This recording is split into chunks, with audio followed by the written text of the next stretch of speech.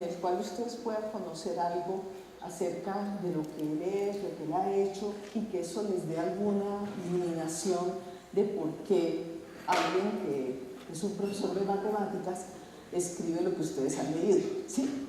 Entonces, antes de darles la palabra a ustedes, yo misma le voy a formular a él una pregunta que permita que él nos hable un poco de esta relación de él con la psicología. ¿Les parece? Y luego entonces sí volvemos a él. Sí, ya les damos la palabra a ustedes para que hagan las preguntas, ¿sí? Igualmente, hay una trampita. Nosotros preparamos otras dos preguntas que permitan esta primera contextualización y luego sí arrancar con las preguntas después así. Jacques, je viens de leur dire que d'abord je vais te poser des questions de contextualisation et puis après on va faire les autres. Alors, la première question que je vais te poser, c'est, je vais les traduire après, pourquoi un prof de maths se met en rapport avec la psychologie et devient un formateur de profs de maths? C'est ça, je vais les traduire. Yo le acabo de preguntar por qué un profesor de matemáticas le da por meterse en relación con la psicología y se convierte en un formador de profesores de matemáticas. Entonces, él nos va a hablar de eso. Alors, allons-y. J'ai commencé par faire des mathématiques et j'ai été nommé professeur de mathématiques dans un lycée avec des élèves de 14 à 18 ans, des littéraires et des scientifiques. Merci. Puis, à force d'enseigner en classe, je me suis heurté à des tas de difficultés. Él dice que él comenzó por ser profesor de matemáticas en un liceo con alumnos entre 14 y 18 años, que eran alumnos en ambas, digamos, las principales como terminaciones de bachillerato en Francia, son científico, literario, o sea, económico, hay muchas. Él trabajó con gente que estaba tanto en lo literario como en lo científico. Pero precisamente a partir de las dificultades que él se encontraba, empezó a preguntarse qué podía hacer. Je voyais bien que des bons élèves, intelligents, n'arrivaient pas à comprendre ce que je disais. Él veía que muchachos inteligentes y buenos alumnos no lograban comprender lo que él decía. Et petit à petit, j'ai fini par me poser des questions. Qu'est-ce qui se passe? Est-ce que c'est mon enseignement à moi ou est-ce que c'est autre chose? Así que poco a poco él empezó a preguntarse, ¿qué es lo que pasa? ¿Es que es mi enseñanza lo que no funciona o es que hay otras cosas? J'avais des élèves qui me posaient des questions et je n'arrivais pas à répondre à leur interrogation qui n'était pas tellement d'ordre mathématique en plus. Non, je n'ai pas compris la dernière partie. Tu n'arrivais pas à comprendre quoi? À comprendre ce qu'ils me disaient qui n'étaient pas des questions mathématiques, mais des questions personnelles. Que poco a poco se dio cuenta que ellos tenían dificultades en comprenderlo porque las preguntas que ellos le hacían a él, lo que ponían en juego no era tanto los conceptos matemáticos, sino que había aspectos personales como que estaban enredando el asunto. La rencontre d'un ami m'a amené à commencer des études de psychologie.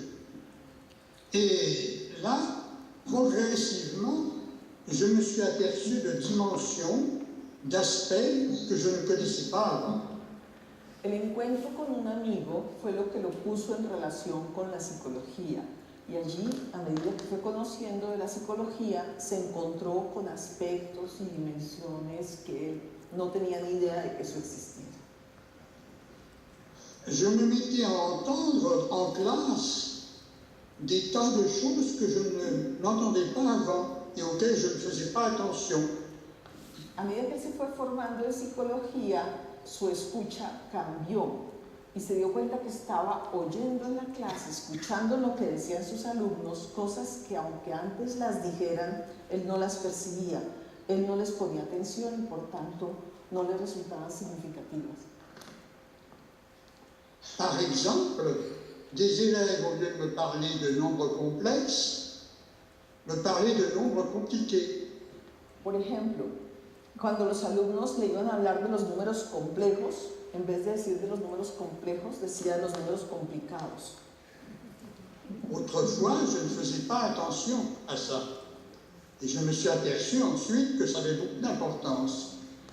Antaño, antes de esta formación que empezaba, él no le ponía atención a eso, simplemente pues lo consideraba, no se aprendió el término, pero empezó a darle importancia.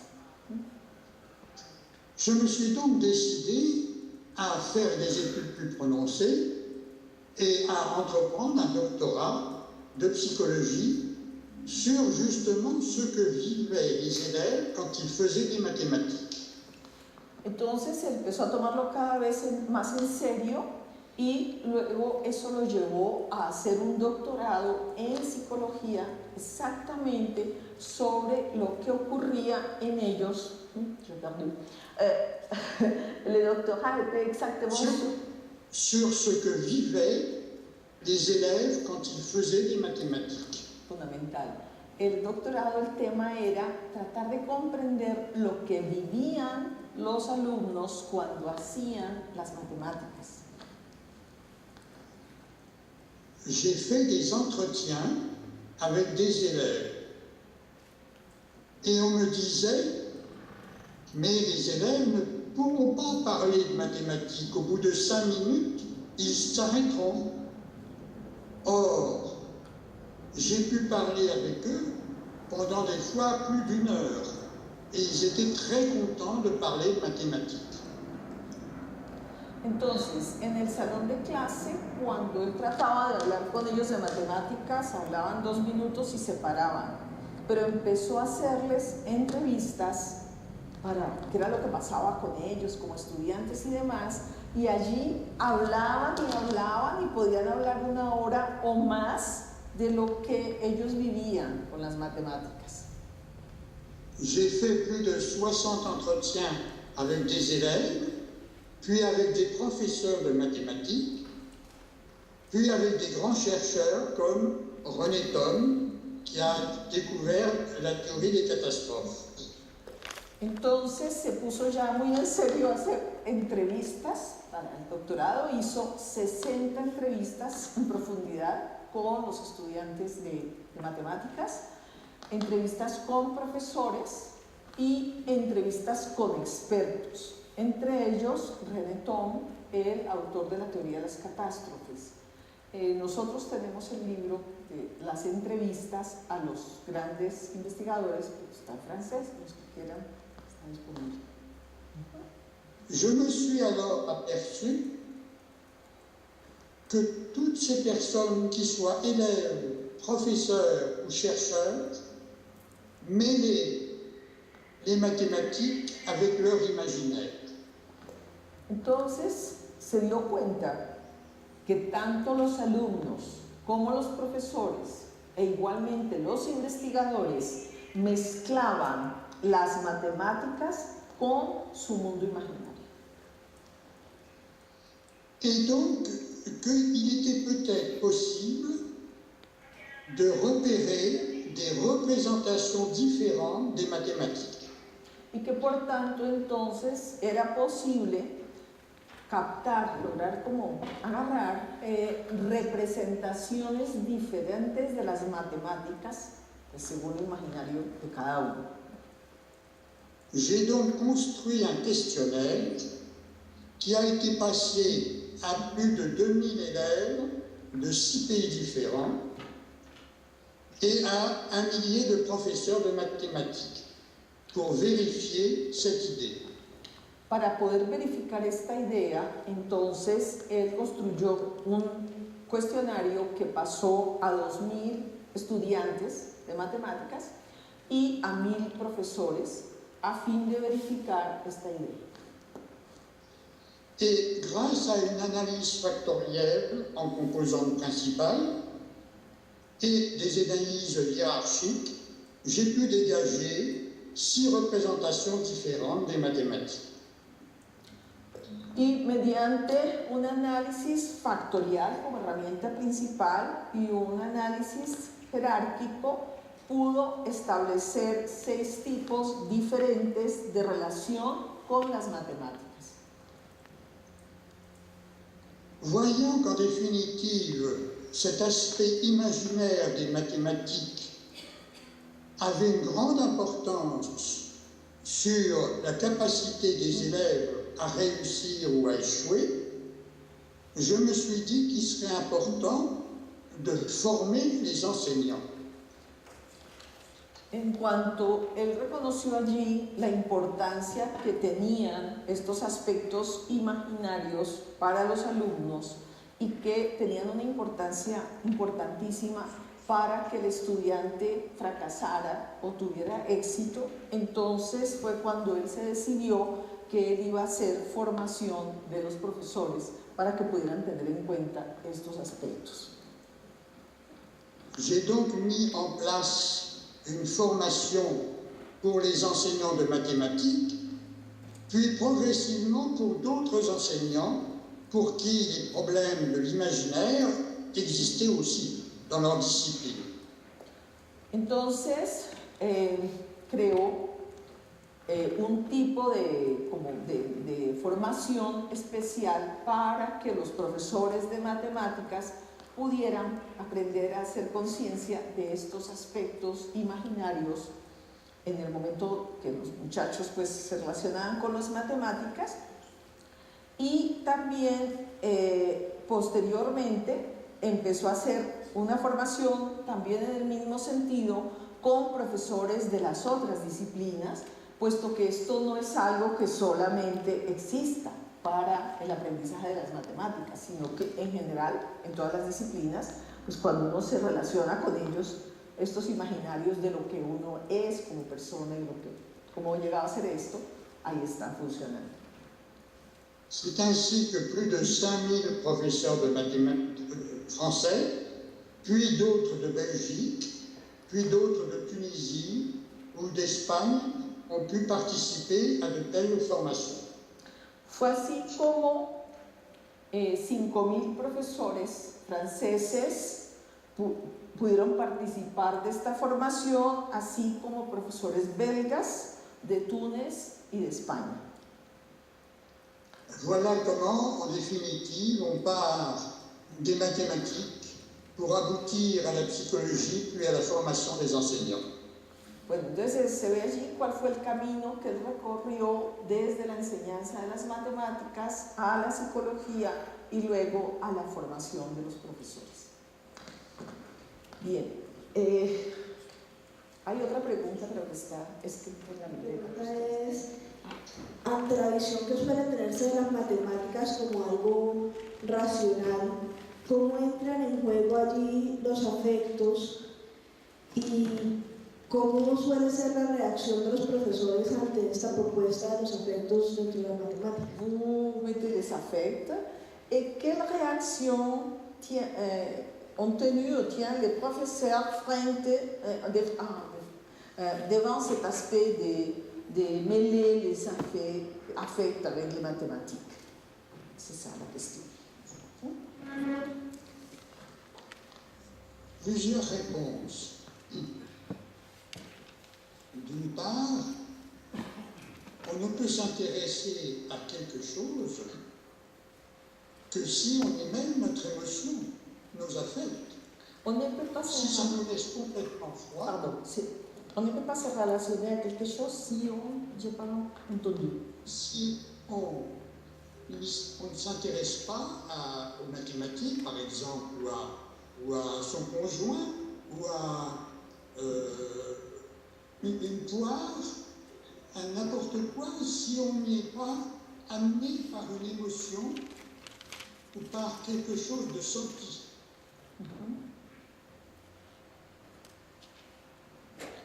Est-ce que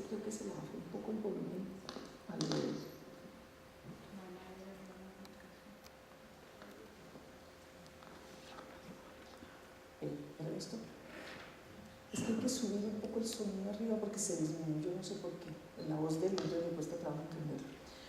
Bueno, él dice que uno no se puede relacionar con nada, sea esto pues el marido o la disciplina que uno enseña o cualquier cosa que sea, si no hay allí afectos, emoción.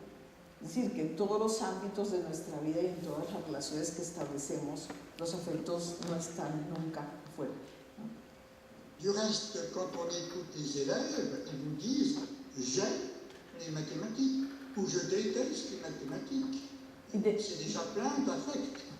De hecho, la manera como los muchachos se expresan con relación a las matemáticas ponen por delante los afectos, porque dicen yo adoro las matemáticas o yo detesto las matemáticas, y que precisamente la emoción está, el afecto está allí por delante. Mais ça peut aller beaucoup plus loin. Je vais vous raconter une histoire. L'histoire d'un élève qui me dit « Mais il est arrivé quelqu'un qui vivait avec des moutons, un berger. Il était très heureux au milieu de ses moutons. Et puis, je ne sais pas pourquoi, au service militaire, on l'a amené devant un tableau noir et il s'est mis à écrire des chiffres et, en définitive, au bout de très longtemps, il est devenu un grand mathématicien.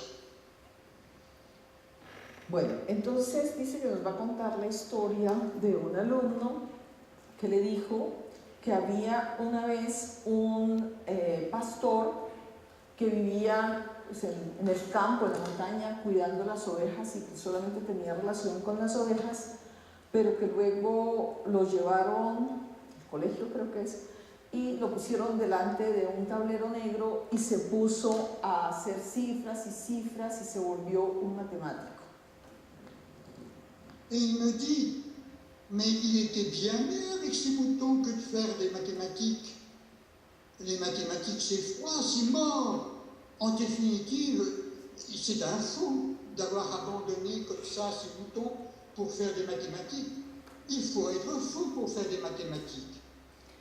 Entonces el alumno sigue con la historia y dice, pero es terrible que él haya abandonado sus ovejas, que eran algo vivo, que eran la vida, y se haya dedicado a hacer cifras, ¿no? Y a hacer matemáticas, que es algo muerto. Era mucho mejor que estuviera con sus ovejas, era más interesante. Esto lo dice un estudiante ahí. Et terminait en disant « Heureusement qu'il n'y a pas trop de mathématiciens, donc il n'y a pas trop de fous. » Entonces dice, me faltó una frase al final, decía, es que realmente está loco, ¿cómo hizo eso este señor? Y entonces luego termina diciendo, menos mal que no hay tantos matemáticos, porque si hubiera tantos matemáticos habría demasiados locos. Alors, imaginez que vous avez un élève comme cela dans votre classe. Imaginen si hubiera un estudiante como esos entre los que ustedes tienen en su clase, que tiene ese tipo de ideas. Il vous dit, je ne comprends pas.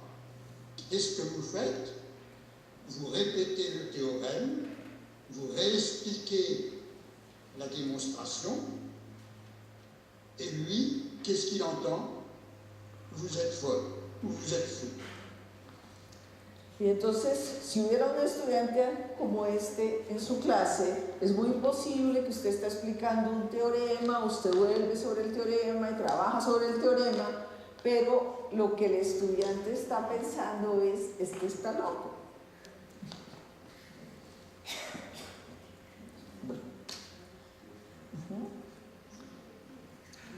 A ver, aquí hay dos preguntas que llegan. Voy a empezar con la primera. Dice, ¿se pueden entender los aspectos imaginarios? Sí, yo la digo.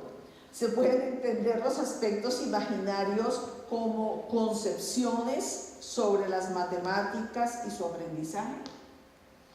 Alors la question est évidemment sur ce qui est l'imaginaire.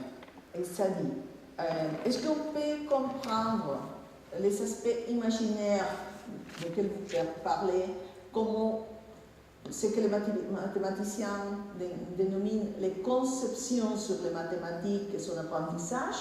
Est-ce que c'est la même chose, l'imaginaire, que les conceptions sur la mathématique? On peut voir les choses d'une façon comme sur un arbre. D'un côté, on a le plus logique, et de l'autre côté, le plus imaginaire. Et entre deux, il y a différents concepts. Le concept de théorie, par exemple, va être du côté du cognitif. Au contraire, un concept comme une conception sera déjà plus du côté de l'imaginaire. La notion de représentation va être un mélange d'aspects perceptifs et de conception, mais aussi d'aspects imaginaires. Donc il faut voir ça comme tout un continuum, où allant de l'imaginaire pur au conceptuel pur. Ok. La seule chose, c'est que je n'ai pas entendu ce que tu as dit. On peut les voir comme si c'était un arbre? Non. Un axe. Un axe, c'est ça. Okay. Él dice que podríamos ver las cosas como si se tratara de un eje, ¿sí? En el que hay pues como un continuo, y que de un lado pudiéramos ubicar lo que es más del orden de lo imaginario y del otro más lo que es del orden de lo conceptual, lo teórico. Que entonces las concepciones efectivamente están más hacia el lado de lo imaginario y las representaciones también, pero realmente las representaciones contienen de ambas partes, ¿sí? Okay. Alors, l'imaginaire, pour se le représenter, il faut voir comment elle nous agite, comment elle nous fait agir. Je prends des exemples. Si on rencontre quelqu'un dans la rue et qu'on voit un homme ou une femme qu'on ne connaît pas, on va tout de suite se mettre à se raconter des histoires sur cet homme ou cette femme. Ces histoires sont de l'imaginaire.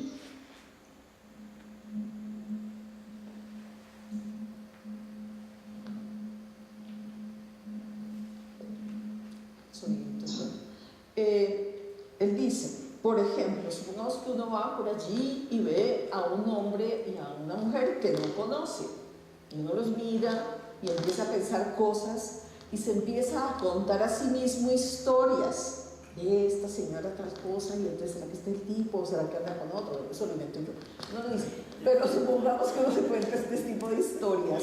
Entonces él dice, eso no son esas personas, es nuestro imaginario que pone eso en ellas. ¿Sí? Algo en ellas desencadena en nosotros esta especie de fabulación que sería lo imaginario.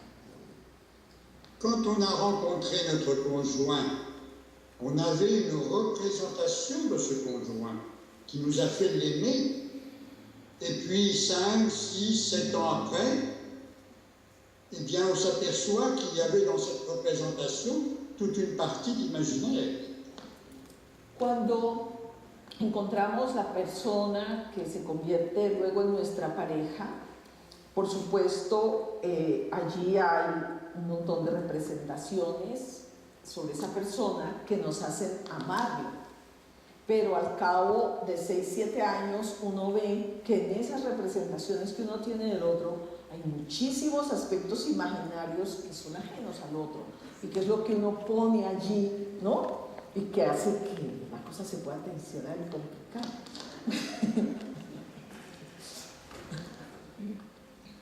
Le soir, avant de s'endormir, on se raconte des histoires. c'est souvent toutes ces petites histoires qui sont à la base de notre envie d'agir de telle façon ou de telle autre. En la noche, cuando ya estamos en cama y nos vamos a dormir, nos empezamos a contar historias y son de las cosas que quisiéramos hacer, que quisiéramos poder actuar. Es decir, incluso agrego, uno tiene muchas veces conversaciones imaginarias con la persona con la que acaba de pelear o con la persona con la que quiere continuar una relación que todavía no ha llegado hasta allá.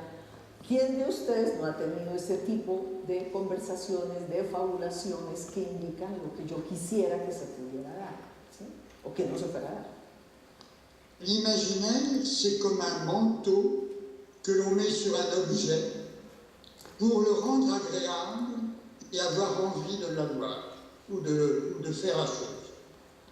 Lo imaginario es como una especie de capa de manto que uno pone sobre los objetos que uno quisiera poder tener o poseer y que es eso lo que lo hace atractivo, maravilloso.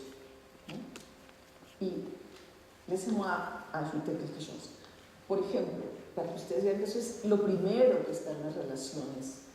Cuando ustedes ven un niño, por ejemplo, de 1 año y medio, de 2 años, que ve a otro chiquito que está jugando con algo, ese algo de inmediato se le vuelve algo maravilloso que quiere coger a toda costa. ¿Qué es lo que es maravilloso? Pues que ese es un objeto que es del otro y que si yo lo poseo, entonces de alguna manera yo voy a obtener unas satisfacciones que no están en el objeto, sino que están en lo que yo vi, en la relación que el otro tiene con él. O sea, nosotros somos seres sociales, nuestro psiquismo se construye desde la relación con el otro. No es que uno nazca ya queriendo tener ese carrito, o esa muñeca, o esa persona. Si on n'avait pas mis ce manteau sur les mathématiques, on ne serait pas devenu professeur de mathématiques. Parce qu'au fond, les mathématiques, c'est froid, passer sa vie là-dessus, sur les mathématiques, alors qu'on pourrait aller au cinéma, on pourrait faire tellement d'autres choses agréables. Il faut bien qu'on ait revêtu les mathématiques d'un manteau qui nous le rende agréable. Igual ocurre con las matemáticas. Aprendemos a amar las matemáticas precisamente porque también las recubrimos de ese manto de lo que imaginariamente son para nosotros y que no solamente es lo imaginario, es que a partir de allí las amamos, a partir de allí las disfrutamos y eso hace entonces que podamos pasar la vida haciendo matemáticas, aunque en sí mismas las matemáticas, ellas en sí son frías. Es lo que nosotros ponemos en ellas y el descubrimiento que podemos encontrar o lo que podemos hacer con ellas, lo que hace que podamos pasar la vida leyendo matemáticas, haciendo matemáticas, en lugar de hacer cosas más sabrosas como ir al cine o pasear o algo así. Bueno, hay otra pregunta que dice: ¿cómo podría involucrarse la formación personal del docente en programas de formación inicial de profesores de matemáticas?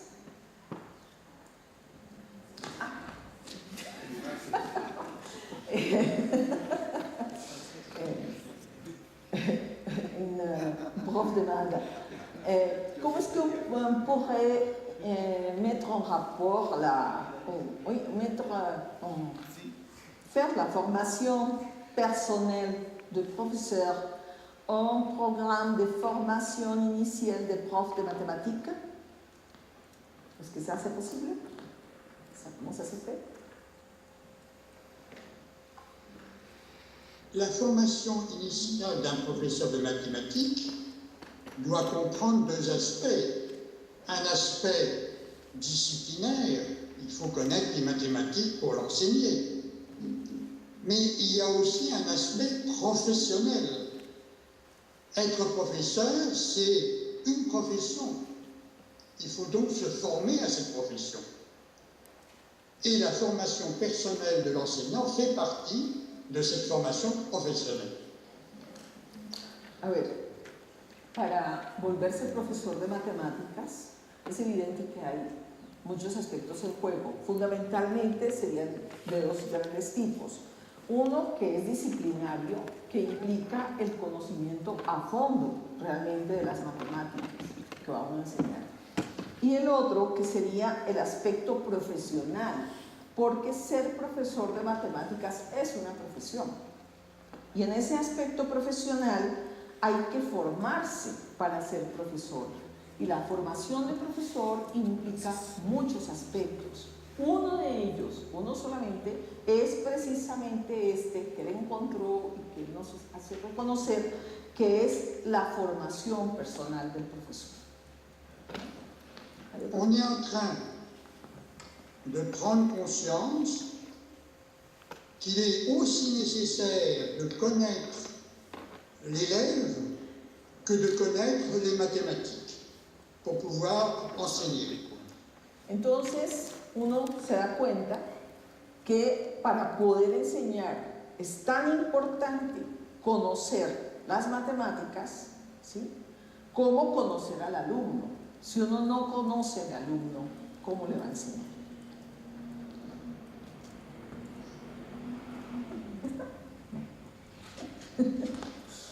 A ver, esta pregunta dice,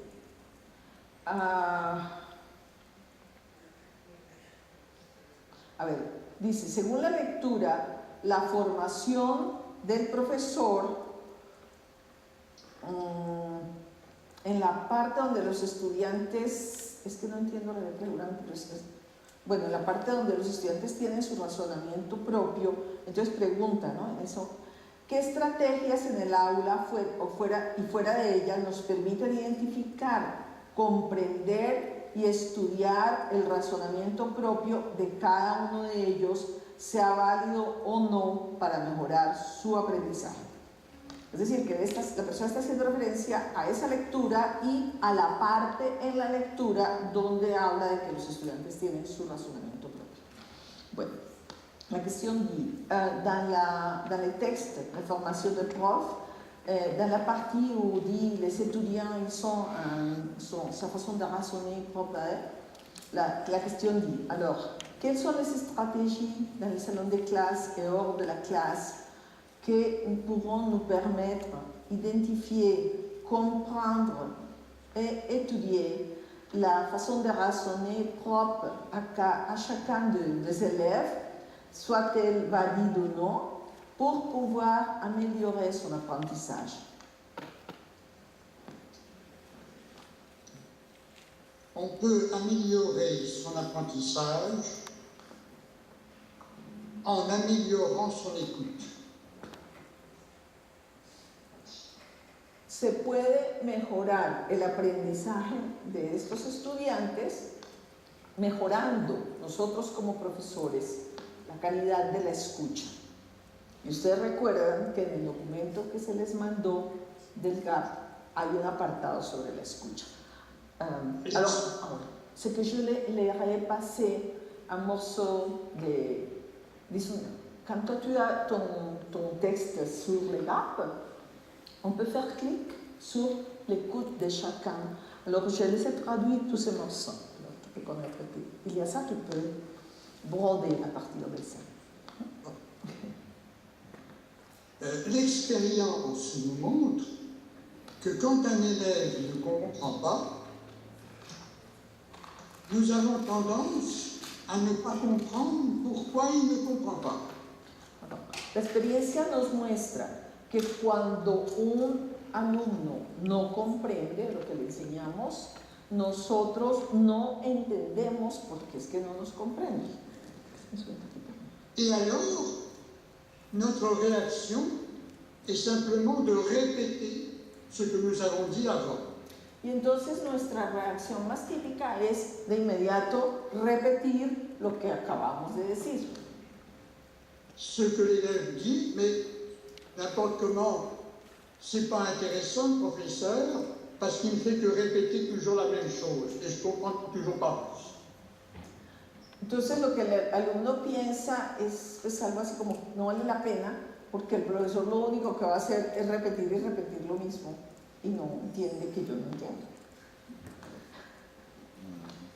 Donc, la nécessité est d'écouter l'élève pour repérer où, quand et comment il n'a pas compris. Por tanto, es de allí que nace la necesidad de poder uno precisar y captar en qué momento, cómo y por qué es que él no entendió específicamente eso. Et ceci demande une formation à l'écoute. Y eso exige formarse para este tipo de escucha. C'est là qu'on verra que bien souvent, l'imaginaire de l'élève s'est mêlé, ¿C'est quoi? C'est est apparu. L'imaginaire de l'élève est apparu. Par exemple,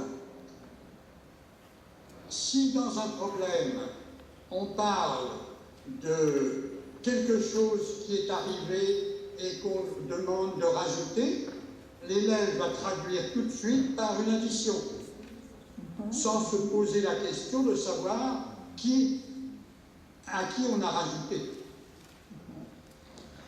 Entonces es en ese momento cuando uno se da cuenta que aflora lo imaginario de los alumnos y que, por ejemplo, eso puede uno verlo de una manera sencilla, que a veces uno está hablando con ellos de que hay que agregar algo y de inmediato el alumno lo entiende como que entonces hay que sumar, ¿sí? Sin pensar exactamente qué es lo que el profesor está diciendo, sino que lo traduce a lo que ya como que conoce, lo que esperan de él allí.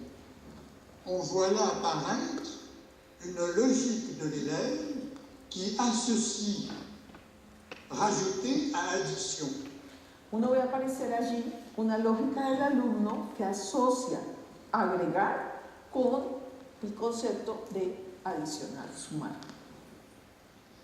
Il y a beaucoup de raisonnements comme ça qui associent des mots les uns aux autres par approximation ou par proximité. Hay esa lógica que todos tenemos hace que aproximemos las palabras por asociación o por proximidad. On voit donc là apparaître qu'à côté de la logique mathématique, il existe une autre logique qui est la logique des associations d'idées. Uno ve allí que al lado de la lógica matemática hay otra lógica que es la lógica de la asociación de ideas. Or, cette logique de l'association d'idées, c'est la logique de l'imaginaire. Esa lógica de la asociación de ideas es la lógica del imaginario.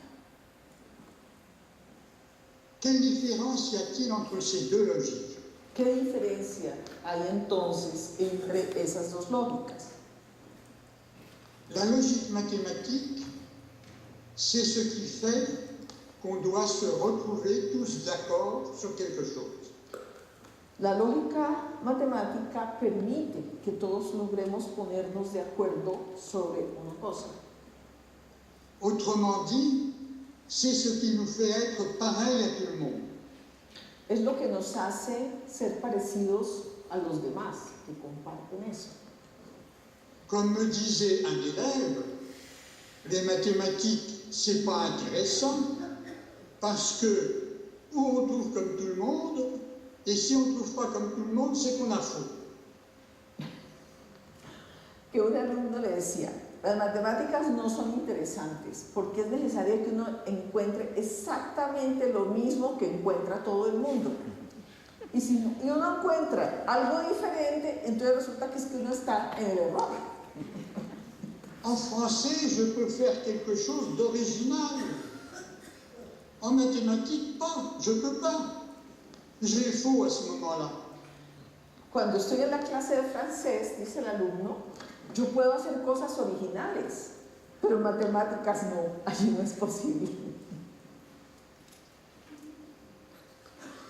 La logique des associations d'idées, c'est l'inverse. C'est celle qui nous fait être unique. La lógica de la asociación de ideas, por el contrario, es la que nos hace ser únicos. Il n'y a que nous qui pouvons faire des associations d'idées sur quelque chose. Personne ne peut les faire à notre place. Sí, es la que nos permite hacer ciertas asociaciones de ideas que son únicas a nosotros y que nadie podría hacerlas en nuestro lugar. C'est pour ça qu'on ne peut pas expliquer un rêve de quelqu'un d'autre, mais seulement notre propre rêve. Es por eso que, por ejemplo, pues un psicoanalista no puede explicar el sueño de otro. Tiene que esperar que la persona asocie ella misma para poder ver qué es lo que está en juego en ese sueño. O sea, que no vuelvan a comprar diccionarios de sueños. Je les ai dit de ne plus acheter des dictionnaires de rêves.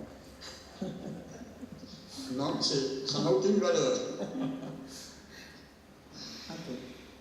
Donc, Alors, peut-être, je voudrais bien que toi, tu avances un peu plus. Qu'est-ce que ça veut dire, ce type d'écoute, par rapport à l'écoute typique des profs? Parce que j'ai mis une note dans le texte dans lequel je disais que pour un mathématicien, je comprends que ça doit être très difficile d'accepter qu'il y a une logique dans l'écoute qui est différente à celle qu'il a appris en faisant des maths. Le he pedido que amplíe un poco más lo del tipo de escucha, porque me parece que para los profesores de matemáticas puede ser más difícil entender qué escucha es esta cuando realmente les han enseñado más a seguir la lógica del razonamiento. cela peut venir suivant la représentation qu'on a des mathématiques. Eso puede venir según la representación que uno tenga de las matemáticas. Une des représentations, c'est de croire que la vérité est mathématique. Una de las representaciones es la de aquellos que creen que la verdad es la de las matemáticas. Tout est mathématique. Todo es Tout est matemático. mathématisable. Todo es matematizable. Avec cette représentation, on voit que toute une partie de la vie n'existe plus. L'amour, etc. ¿La cual? Entre autres. ¿L'amour? Entre autres, l'amour, l'amour. l'affection, Okay. Uno ve que con ese tipo de representación, pues muchas cosas y dimensiones de la vida ya no existen, ¿sí? Porque si todo es matematizable, por ejemplo el amor, entonces, ¿qué es, no?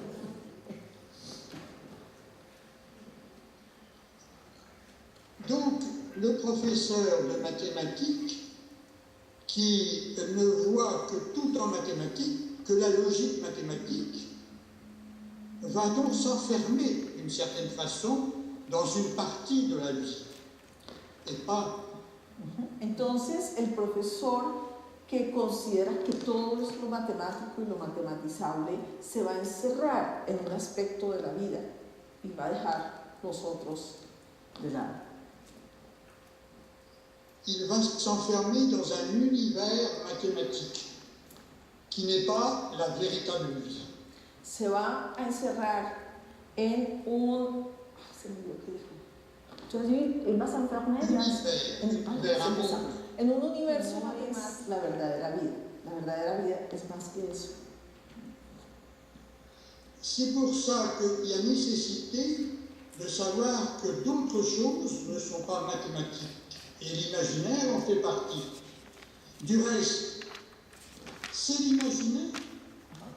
Es preciso por eso que nos demos cuenta que no todo son las matemáticas y que no todo se puede traducir a ellas y que lo imaginario es una de esas partes, ¿sí? Esos aspectos de la vida. C'est du reste l'imaginaire qui est à la base des découvertes, de l'invention. C'est la personne qui voit la réalité autrement qui va pouvoir découvrir quelque chose de nouveau, et non celle qui voit comme tout le monde. Y de hecho es precisamente lo imaginario la que va a permitir que se produzca descubrimiento, que se puedan ver las cosas de otra manera, que no simplemente como siempre nos han enseñado a verlas. Entonces, ese imaginario también está en el matemático, simplemente se trata de que se le dé su lugar. Les grands mathématiciens m'ont tous dit la partie la plus importante en mathématiques, c'est l'imaginaire qui nous permet de découvrir. Après, bien sûr, il faut raisonner, démontrer et faire de la logique pour faire comprendre aux autres. Mais les découvertes, c'est l'imaginaire. Dice que los grandes investigadores matemáticos lo reconocen y lo dicen abiertamente, que lo que produce el descubrimiento matemático es lo imaginario y que luego viene el trabajo de hacer la demostración razonada, formal de ese descubrimiento, pero que la iluminación y la producción de esa nueva manera de pensar las matemáticas para hacerlas es por lo imaginario. Y luego sí está el trabajo de demostrarlo matemáticamente. Et du reste, ils regrettaient tous que pour les jeunes, les élèves, on faisait des mathématiques beaucoup trop logiques, trop démonstratives et pas suffisamment du parti de la découverte de l'imaginaire pour construire les choses. De hecho, esa es una parte del problema de la enseñanza de las matemáticas, que como profesores somos muy dados a hacer una enseñanza excesivamente racional, excesivamente demostrativa, y que nos olvidamos de que es importante que también haya el descubrimiento, de ponerlos a ellos a pensar, de ponerlos a ellos a producir ideas, y no solamente aprenderse los razonamientos que les damos. Par conséquent, pour être un bon enseignant, il faut pouvoir faire les deux, faire des démonstrations, mais être capable de se sentir l'imaginaire, et donc d'être à l'écoute de ces associations d'idées qui existent. Ok, un momento, necesitamos que venga la fuente de alimentación. ¿Sí? Entonces, creo que se me trabaron las ideas, pero bueno. Non, Jacques, il faut que toi tu me répètes ce que tu as dit parce que je t'ai troublé parce qu'il y avait une annonce qui disait que la batterie c'était fini, mais déjà on a branché. Ok, répète s'il te plaît. Je ne sais plus ce que je disais. Ça n'importe pas, dis d'autres choses, c'est pas grave. C'était quelque chose de que les élèves... C'est pas qu'il y a répété quelque chose. C'est ça. Autrement dit, pour être un bon professeur de mathématiques, il faut non seulement savoir faire des déductions, savoir faire des raisonnements, mais il faut savoir aussi se servir de l'imaginaire et donc des associations d'idées. Entonces, para ser un buen profesor de matemáticas, no solamente hay que saber hacer buenas deducciones, buenos razonamientos, buenas demostraciones, sino que también para enseñar las matemáticas a los niños y a los muchachos es necesario servirse como profesor de lo imaginario para poder promover en los muchachos esa unión del descubrimiento, del pensamiento diverso y no solo la repetición. Or, pour entendre les associations d'idées chez un élève, il faut savoir les entendre en soi. Entonces, para poder escuchar en el alumno las asociaciones de ideas, hay que saberlas escuchar en sí mismo, porque el alumno no nos va a levantar la mano y decir, profesor, tengo una idea nueva. No, hay que descubrirla en lo que dice. Autrement dit, l'écoute de l'autre passe par l'écoute de soi. La escucha del otro pasa ante todo por la escucha de sí mismo. C'est dans la mesure où on a appris à s'écouter qu'on pourra entendre l'autre. Es en la medida que uno aprende a escucharse a sí mismo, como podrá aprender a escuchar al otro. Et apprendre à s'écouter, c'est ça la formation personnelle, la formation clinique. Y aprender a escucharse, es esa la formación personal, es esa la formación clínica. Y aclaro que él usa la palabra clínica porque es el concepto claro de lo clínico, lo que muestra de qué tipo de formación personal se trata. Attends, ¿qué preguntas hay para... Cuidado, pero monte todo este bicho. Des questions, je leur pose s'il y a des questions. Non, hein?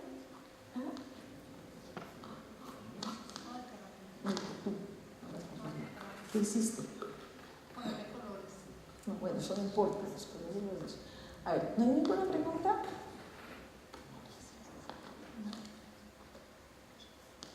Entonces yo pregunto si ustedes no tienen preguntas. ¿Sí? ¿Sí? Espera, ahí está. ¿Que pregunte yo lo que me estás diciendo? Bueno, entonces, ¿y dónde está mi libreta? Yo tenía preguntas aquí.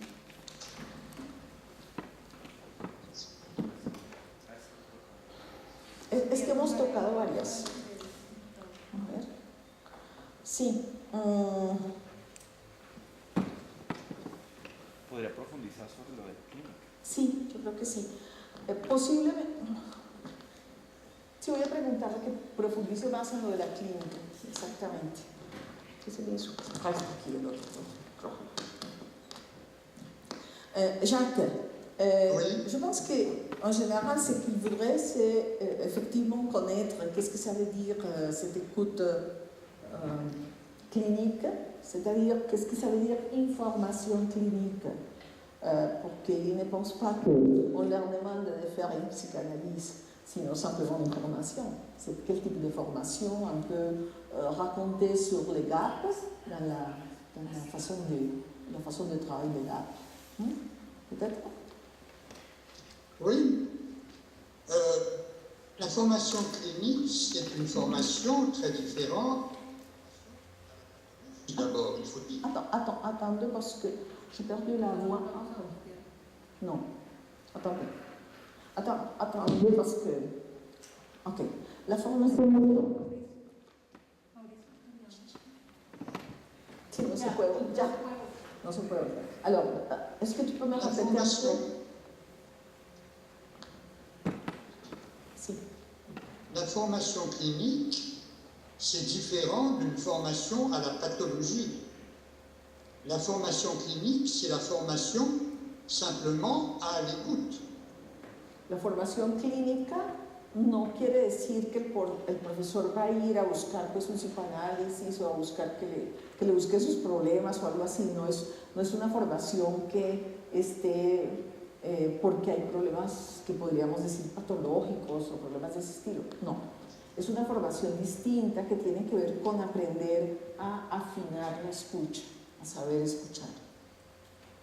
Dans nos stages, on procédait grâce à ce qu'on appelle des exercices. En ese caso, entonces, se procede a hacer lo que él llama los ejercicios.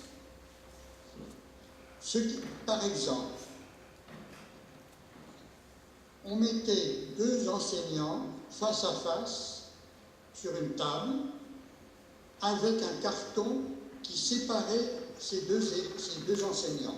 Por ejemplo, en un ejercicio se ponen dos profesores parados uno frente al otro con un cartón en la mitad que los separa. L'un des enseignants avait un puzzle de 7 ou 8 pièces, un puzzle. Et l'autre avait les morceaux épars. Uno de los dos tenía un rompecabezas completo, ¿sí? Y el otro solamente le habían dado fichas de rompecabezas, pero totalmente pues, mezcladas y desperdigadas. Et il y avait deux autres professeurs qui étaient sur le côté, qui pouvaient regarder mais ne rien dire, et qui voyaient donc les deux faces. Y entonces en cada lado del cartón, o sea, los dos estaban cada uno el uno con sus piezas y el otro con sus rompecabezas, y había a cada lado de ellos como una especie de observador que estaba viendo lo que hacían, y uno observaba al de acá y el otro al de allá, y podían registrar lo que iban haciendo, lo que estaba ocurriendo. L'objectif de l'exercice, c'était que le professeur, avec le modèle, devait expliquer à l'autre comment construire le punch. El objetivo del ejercicio era que el profesor que tenía completo el rompecabezas le explicara al otro cómo construir el rompecabezas. Un punch de 7 pièces, très petit. 7. ¿Ah, 7? Un rompecabezas de 7 piezas, no eran más. Eh bien, au bout d'1 heure ou 1 heure et demie, souvent, l'enseignant n'était pas arrivé ni à expliquer ni à faire le punch. Y a veces luego de 1 hora y media, el profesor no había logrado, uno no había logrado explicarle cómo hacerlo y el otro no había logrado tampoco armarlo. Les deux s'énervaient, se mettaient presque en colère. Los dos se molestaban muchísimo, se ponían prácticamente furiosos. Plus l'un ne comprenait pas, plus l'autre lui donnait de renseignements. L'autre, Et vous voyez, pardon, plus l'un s'énerve, plus l'autre, quoi.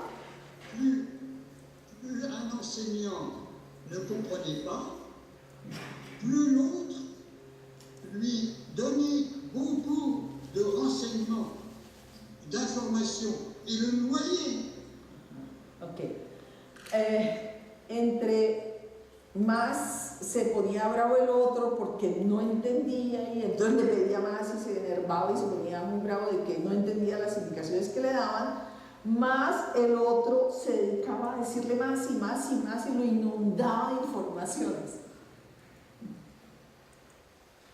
Dans un temps après, on rassemblait les enseignants et on leur demandait à chacun ce qu'ils avaient vécu et ce qu'ils avaient remarqué des processus d'apprentissage.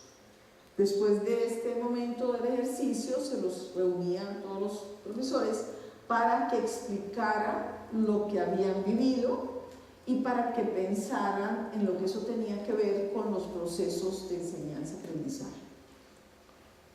Ils découvraient en particulier que quand quelqu'un ne comprend pas, il faut ralentir les explications et non pas lui en donner plus. Ellos se daban cuenta que cuando un alumno no entiende, lo que hay que hacer es disminuir las explicaciones, hacerlas más despacio, en lugar de darle más y más y más y de llenarlo de explicaciones. Alors, en quoi consiste la formation clinique ici? Entonces, ¿en qué consiste la formación clínica que él hace? Elle n'est pas un cours, mais elle est ce qu'on appelle une mise en situation. Je n'ai pas compris premièrement. Cette formation n'est pas un cours, on ne fait pas un cours, mais au contraire, on met les gens dans une situation donnée. Esta formación no consiste en un curso, ¿sí? No se trata de enseñarles cosas, sino de ponerlos frente a situaciones específicas. Dans une situation qu'ils ont à vivre ailleurs, par exemple dans leur classe. Le fait d'expliquer. Le fait d'expliquer, le fait d'expliquer. Alors, je pense que c'est bien. Sí, está bien.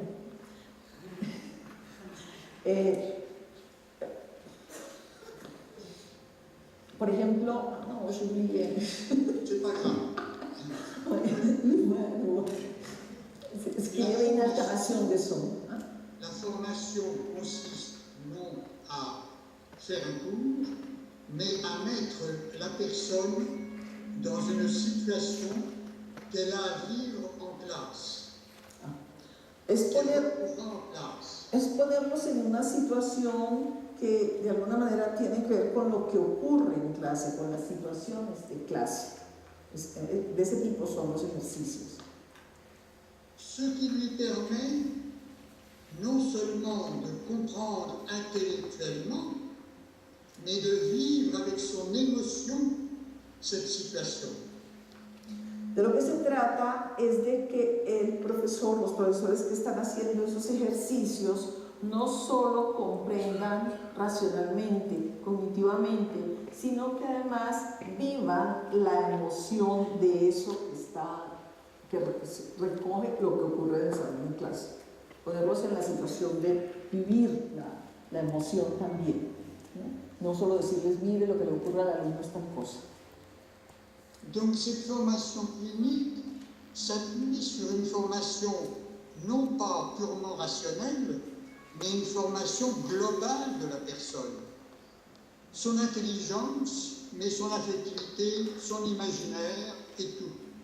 Por tanto, esta formación de los talleres no se dirige solamente a la parte racional, sino que toma la globalidad de la persona, su inteligencia, su afectividad, su imaginario, todo de una manera unida, pero relacionado con las situaciones de enseñanza y de aprendizaje.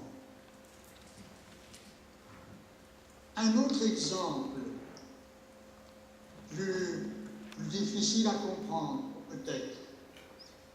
Un professeur disait qu'il s'ennuyait à corriger les copies des élèves. Otro ejemplo, un profesor en los ejercicios decía que le aburría a morir corregir las copias, los trabajos, ¿no? Los ejercicios de los alumnos. Que c'était un travail qui lui pesait énormément. Que era un trabajo pues que lo hartaba, le pesaba, resultaba insoportable. L'animateur du groupe a fait représenter symboliquement ce poids. El animador del grupo entonces hizo representar simbólicamente ese peso.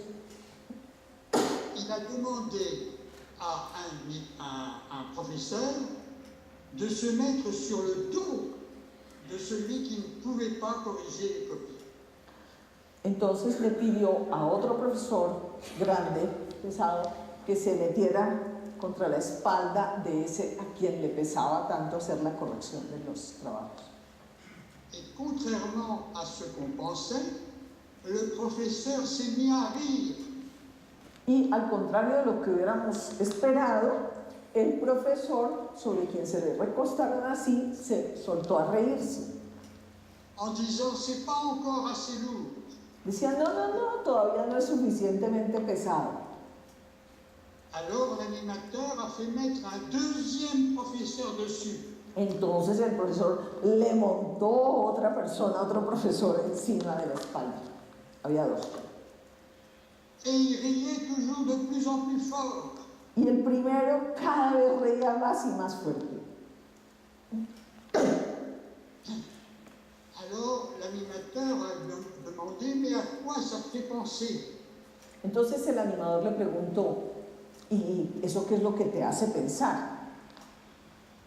Et il a dit comme ça, spontanément, c'est comme quand ma femme m'engueule, ma femme m'attrape, je ris.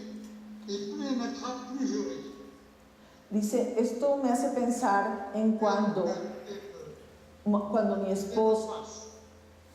esposa me regaña, me cantaletea y me coge pues por algo que yo hice a cantaletearme, y entre más ella me cantaletea, más me río.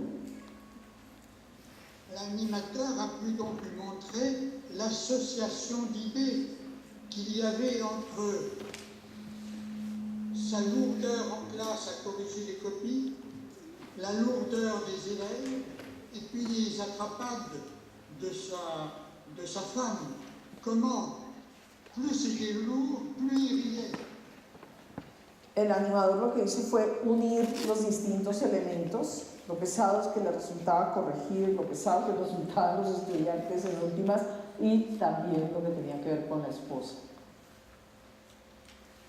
Donc c'est une formation qui base sur des exercices pour apprendre à écouter cet imaginaire et à écouter les associations d'idées. Entonces realmente es una formación que lo que busca es que enseñar a que la persona se escucha a sí misma y a poder reconocer las asociaciones de ideas. Es decir, allí nadie le iba a interpretar a ese profesor porque era que él se reía. No, el problema es que él se diera cuenta de esas asociaciones que había y que él mismo lo pensara, pero no era hacerle allí ninguna terapia.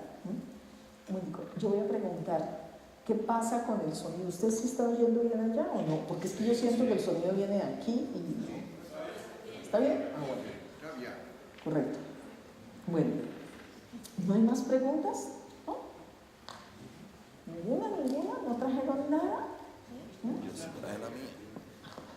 Bueno, entonces, llevamos una hora que quisieran preguntarle a él, no necesariamente pues de lo que está en las lecturas, sino de lo que ha surgido ahora aquí en la conversación, que me parece que puede ser. Je leur dis qu'il faut poser des questions maintenant, peut-être pas par rapport à ce qui était dans les lectures, mais ce qu'ils ont pensé en t'écoutant pendant une heure, hein? Peut-être qu'ils sont des questions sur ça. Parfait. On va les laisser penser.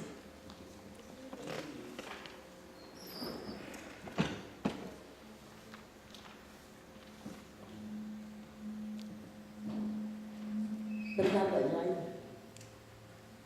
Yo no sé si es esto.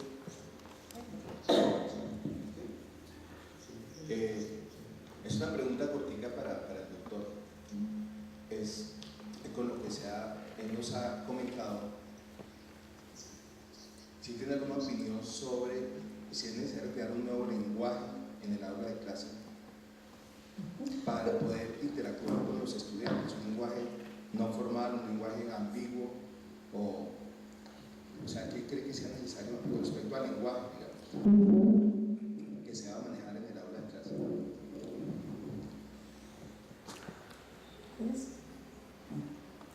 Entonces, alors, la question que un prof pose est que peut-être il faudrait créer et utiliser un autre type de langage dans la salle de classe, un langage moins formel et plus ambigu, et pourquoi?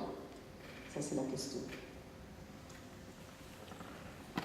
Le langage est un aspect, effectivement, mais ce n'est pas tellement dans le langage utilisé que dans l'écoute du langage de l'élève qui est important. Il dit que ce qui est important, ce n'est pas qu'on change notre langage.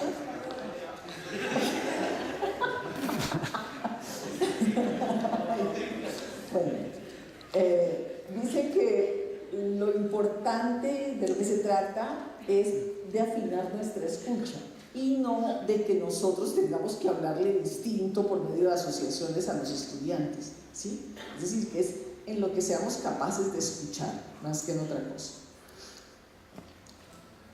Et ça peut être fait dans ce qu'on appelle les groupes d'analyse de la pratique. Y esa capacidad de escucha nueva, esa habilidad nueva que habría que desarrollar, puede hacerse en los grupos de escucha analítica, o sea, los GAP son los que leyeron ustedes. Ce sont des petits groupes de 7, 8 ou 9 personnes avec un animateur formé qui vont permettre à chacun des enseignants d'apporter les difficultés qu'ils ont avec tel élève ou avec tel autre.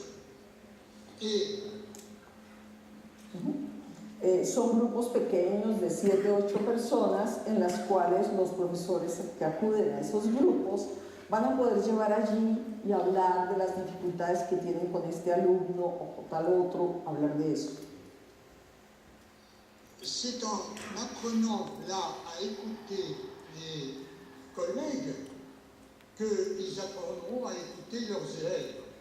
Es entonces aprendiendo a escuchar a los colegas cuando hablan de lo que les ocurre, cómo el profesor va adquiriendo poco a poco esta nueva sensibilidad para escuchar como los distintos registros que hay en lo que uno dice.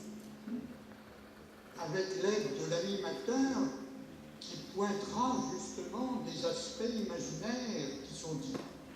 Y eso se logra porque precisamente el animador del grupo, que tiene formación clínica, él va a empezar a subrayar, a hacer caer en cuenta de los aspectos imaginarios que hay en lo que el profesor cree que está en juego en el alumno. Ces groupes permettent aux enseignants de ne pas être seuls dans leur classe, de ne pas être dans cette solitude de l'enseignant, mais au contraire de trouver un appui, une aide, à la fois pour se former et à la fois pour éviter les difficultés. Él dice que una ventaja de estos grupos donde los profesores pueden llevar sus dificultades con los alumnos, ¿sí?, es que eso rompe la soledad del aula, que el profesor siempre está muy solo en la clase sin saber por qué no le entienden o por qué no le escuchan o lo que ocurra, y que en estos grupos encuentra un lugar donde hablar de lo que vive y donde con los otros aprender a manejar ese tipo de relaciones con los estudiantes. Por eso es una formación, porque le ayuda a conocer cómo manejar estas situaciones, sobre todo manejarlas no con recetas, porque aquí no hay ninguna receta, sino manejarlas porque comprende mejor a sus estudiantes. C'est à force d'avoir senti qu'il était écouté par l'animateur et par les autres qu'il apprendra à écouter les autres. Es precisamente por haber vivido esa situación en la que él ha sido escuchado por el animador y escuchado por los colegas, que él puede aprender a reconocer todo lo que uno dice sin saber que lo dice y saber que eso está en juego allí, en lo que se habla, y poder entonces empezarlo a escuchar también en sus alumnos. Entonces, yo me pasé en otra cuestión. Profesor, ¿cree usted que como parte de establecer una mejor conexión con los alumnos se debe tratar de conversar con ellos individualmente para establecer una mejor conexión de escucha o de comprensión? Esto porque entiendo que mientras no se entiendan entre sí, no entenderán al profesor y no entenderán la materia. Alors je vais traduire. Est-ce que vous pensez que comme une partie d'établir une meilleure connexion avec les élèves, est-ce que le professeur doit essayer de parler avec eux individuellement pour établir une meilleure connexion d'écoute et de comprendre ce qu'ils disent? Et il dit, je dis ça parce que je comprends que s'ils ne s'écoutent entre eux-mêmes, ils ne comprendront les profs et ils ne comprendront la discipline.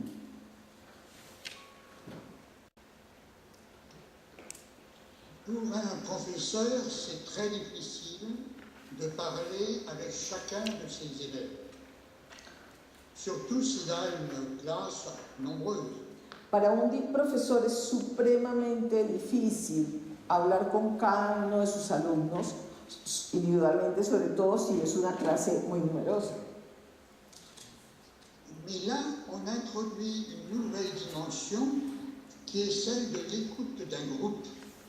Y entonces allí se abre una nueva dimensión que es la de la escucha del grupo, que es diferente a la de la escucha individual. Là encore, il y a quelque chose d'extraordinaire de penser que l'enseignant est quelqu'un qui travaille avec un groupe et qu'on ne l'a jamais formé au phénomène de groupe. Y allí ocurre algo que resulta extraordinario, y es que dos profesores cuya profesión les obliga a trabajar con grupos nunca han sido formados para el trabajo de grupos. Or, depuis des années, on connaît, on a étudié, on a fait des recherches sur les phénomènes de groupe. Y sin embargo, desde hace muchísimos años se conoce sobre los fenómenos de grupos, se ha hecho investigación sobre los grupos y se sabe las dinámicas que se ocurren en los grupos. Ce que les parents et les enseignants souvent traitent d'atmosphère de la classe, une atmosphère de travail ou au contraire une atmosphère de chahut, n'est en réalité que des phénomènes de groupe.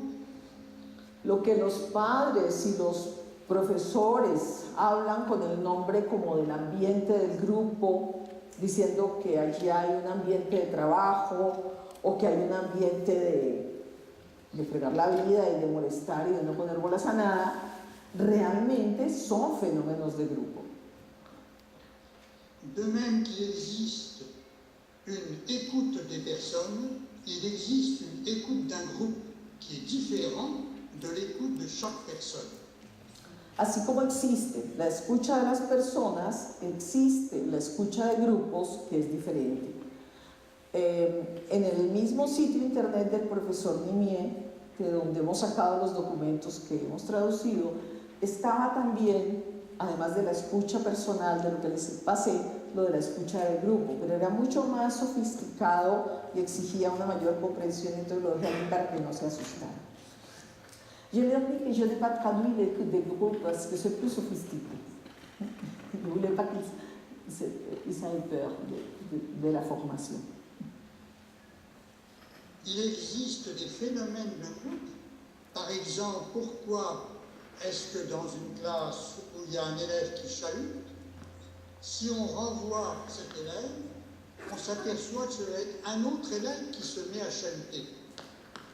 Que hay fenómenos de grupo que son muy conocidos, por ejemplo, cuando en un grupo hay un alumno que es el que jalona toda la friega, la molestia, la indisciplina, y entonces el profesor decide sacar al alumno, pues que es el que lidera la molestia, entonces inmediatamente otro va a tomar el lugar. Donc, la difficulté, on peut effectivement parler avec certains élèves en particulier, mais ça n'est pas suffisant. Uno puede efectivamente hablar con algunos alumnos en particular, pero eso no es suficiente. Il faut arriver à écouter le groupe pour pouvoir le gérer le groupe classe. Es necesario entonces aprender a escuchar al grupo como grupo para poder uno hacer un buen manejo de la clase, del grupo. Nous avons des questions de plus, un peu de temps.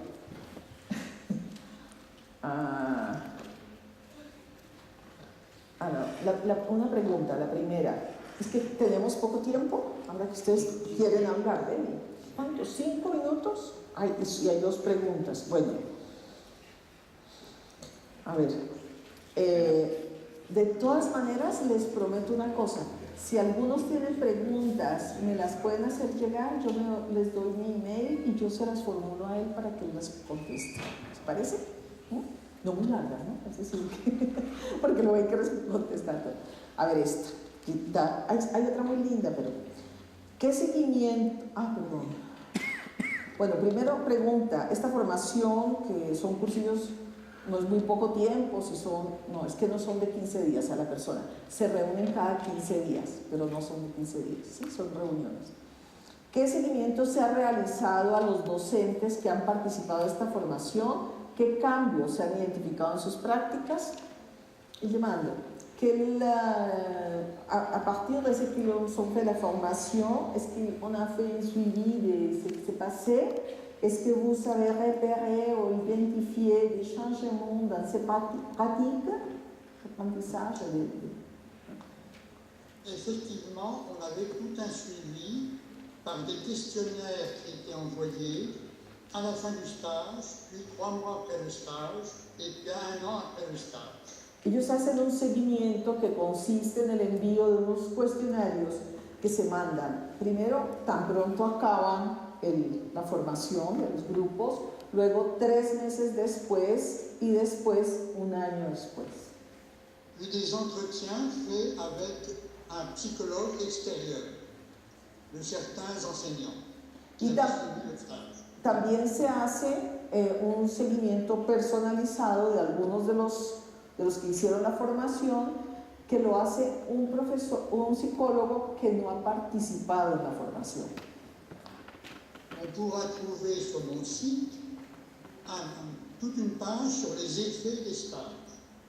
Y en el sitio internet de él se puede encontrar toda una parte donde está explicado lo que han encontrado al hacer el seguimiento. Attends, je vais expliquer un peu de la page. La página del profesor Limier está en francés, sin embargo tiene parte traducida al inglés y también parte traducida al español. Entonces, pues pueden tratar de entrar y mirar. Nosotros hemos hecho la traducción de una buena parte, además del libro que está ahí esperando para los que se interesen en comprarlo. Y, digamos, hay muchas cosas, no solamente conceptuales, sino de explicaciones que le permiten a uno entender mejor ese oficio que tenemos, ¿sí?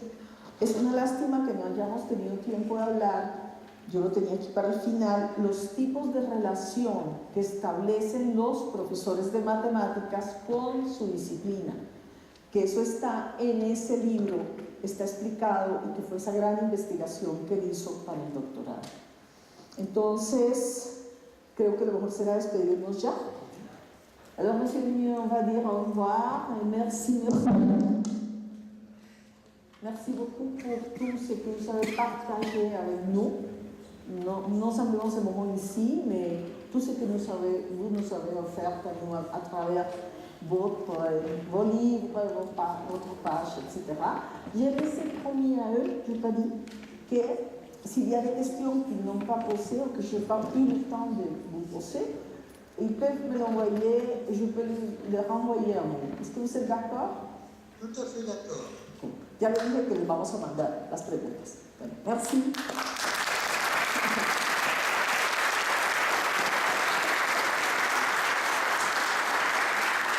Et